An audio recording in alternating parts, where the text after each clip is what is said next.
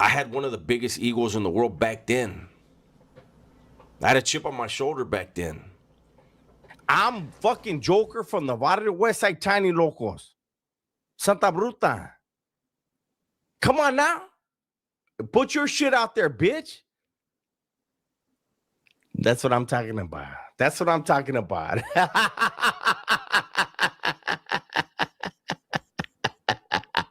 Motherfucker, no. Anybody that's really asked about me, they know what time it is. I didn't ask about you. I was really in the game. I was really in the game. I'm really in the game. So you guys can fucking record that. I was really in the game. That fucking pussy was never in the game. He hides his fucking face in his name. Fuck all of you that support him. He's a bitch and so are you. Straight up. Straight up. Fuck all you motherfuckers. But you're in a love-hate relationship with yourself. Okay? You hate white people so goddamn much, you're fucking half white, partner. All right? Mexican is a heritage. If you're not born in Mexico, you're really not Mexican. All right? It's a nationality. It means it's the nation you're from. It's a heritage. It's a derivative of two races. We'll have all the modelos will be missing. Hey, fuck dick eating Fernanda. Oh, PC ass. Help me. Don't let me. All the modelos will be gone. Did Johnny Ratas just Man, say the PC? only other SNY inmate who was riding on a bus in a holding cell. Correction officer came to do a housing interview, which is where the officer asked the inmate if he is SNY and who he can share a cell with. Mr. Villa told the officer that he was out to court for a lawsuit. According to Mr. Villa, the officer said good luck and then walked away. About an hour later, officials at Chino sent Mr. Villa to a unit to be housed with active Mexican Mafia associates. Mr. Villa told the officers that he was an SNY inmate, and he asked the officer whether he was supposed to be there. The officer told him that he was not. Clearly. Mr. Villa believes that if he had not asked that officer whether he was supposed to be in that unit, he would have been killed in the cell that night by the Mexican Mafia. The officer instead placed Mr. Villa in ADSEG because he said there were no more SNY personal knowledge of the following can competently testify to the contents of this declaration if called as a witness. And that's a validated gang dropout with the SNY prison classification. As a validated gang dropout, I am targeted to be murdered by the MA and their associates because of my dropout status. The MA, so this is where this... But no matter how much anybody says about me, no matter what they say about me, I don't wish death on anyone. There's no coming back from that. Hey, what's up, everybody? Hope everybody's having a good week, good month, everything else, Hope everybody's good in health and your families as well. I wanted to make another video because, we've all seen the crash outs. We've all seen the bad behavior, the drunkenness on live, Mr. Cookie Wheels, by day, he makes his videos, he makes himself like a saint, calling himself a Christian or not your type of version of a Christian or whatever he wants to say, making himself like an example, but we all know that that's not what he is, he's the craziest thing that I've seen is him being trying to be an example, but at the same time, on his regular time, basically committing crimes still, driving drunk, we've heard him say that he's gotten into fights at, at bars or whatever. I think I seen Chemo's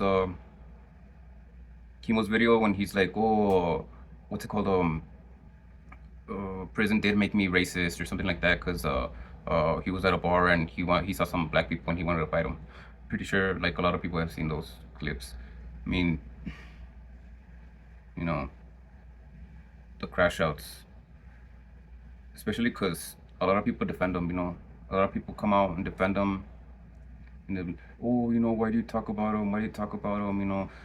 Well, because to me, he's something toxic, something, he's always saying that, oh, the prison legends, and this and that, he's basically always trying to glorify prison, trying to glorify crime, trying to glorify his past, trying to make it seem like if he was this great shot caller, great, whatever, you know, and people buy it. People are like, oh yeah, you know, or don't bother Dubs, you know, he was the mero and this and that. And okay, let's say he was the mero or whatever, or he was something big in prison. What does that have to do with life? What does that have to do with like, just because he was something, or even if he was or wasn't, like, people, like, we're not gonna respect him off the bat just because of that. Like, you know, like that was in my world, that was in a lot of people's world. So him wanting to people to like bow down to him, or to like automatically, you know, like, oh my god, he was this guy. Like, okay, well, like, we've all seen big people, you know, come and go, you know, like they say in Spanish, you know, el panteón está lleno de valientes, you know, the graveyard's full of, you know, brave men. So, you know, he's not there. So, I've heard a lot more stories about him being a coward and him being not what he claims to be, you know. Like I said, this is not, like, videos about him is not something that I like to do, but it's something that I feel like I have to do it, because to me he's a poison. He's nothing good, you know, telling people nice things by day and then being drunk by night, you know, calling people pesetas and you know, all the things that we've heard him talk about. And it's all the things that he is, you know. He's a debriefer, you know. Not that it matters to me, it matters to whatever. What I care more about is his messages, his conflicting messages, his you know, making it sound like he's a good guy when he's not, making it sound like he's a reformed when he's not. We've all heard him talk about Jerry. Oh, Jerry, where you at, Jerry? Where you at? You know, what's it called? You know, I'm only an hour away, and this and that. I got a message. I'm only an hour away. We've all heard him threaten people. We all heard him say, oh, you know, you killed your channel tonight. You killed your channel tonight. You know, he's threatened people in every kind of way with their channels. You know, basically threatening them to kick their families' lives. You know, we've made them, and that's one thing that I heard him say something about the other day, like. But no matter how much anybody says about me, no matter what they say about me, I don't wish death on anyone. There's no coming back from that. Go, that he's never wished death on nobody, that because there's you can't come back from that, or this and that. I heard him talking about EBK, about Conejo, talking about that cancer was his karma, you know, basically wishing death on him, and that, you know, that was, you know, that was his payment for trolling him, you know, for trolling him online. I don't think that's anybody's payment, you know. It's something that happens with, basically, from what we've all seen, is probably something that happened with his personal life because of the work that he had. Nothing with, you know, his karma. Especially, like,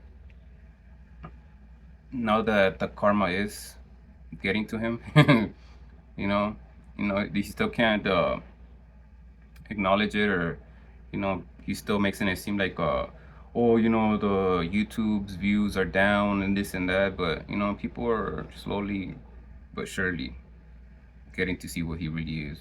He's a fraud, an alcoholic, you know. In his videos, he looks younger than me. He looks, you know, I look like I have more arrugas than him, and I'm younger than him. But it's all the filters that he uses, you know. He wants to make himself look young, you know, everything that he's not. That's why everything that I've heard about him, I believe it, because somebody that tries to hide that much about himself and to get so defensive to the point of calling people bees and, you know, disrespecting everybody on the internet, you know, that's why I believe everything they say about him. You know, not that it matters to me about that whole prison stuff, like I've said before. What I care more about is what he is, you know. He's he's not a good person. He's not everything that he says he is, a reform, whatever. He's not. You know, people need to wake up and see it, and you know, see the conflicting stories. You know, he's basically like the cop, the crooked cop that's doing his job during the day, and you know, committing crimes at night. You know, people are trusting in him when he's a fraud. He's been a fraud. You know, I don't know about before, but ever since he got with Gunner, with Mr. Skittles, that's when he went full on with the scammings, you know, with the begging for money, with the alcoholic, with the cameos, with Mr. $1 Million Moves, and that he was a celebrity. You know, you can deny everything that people say about him, but the receipts are out there. But anyways, people, have a good day.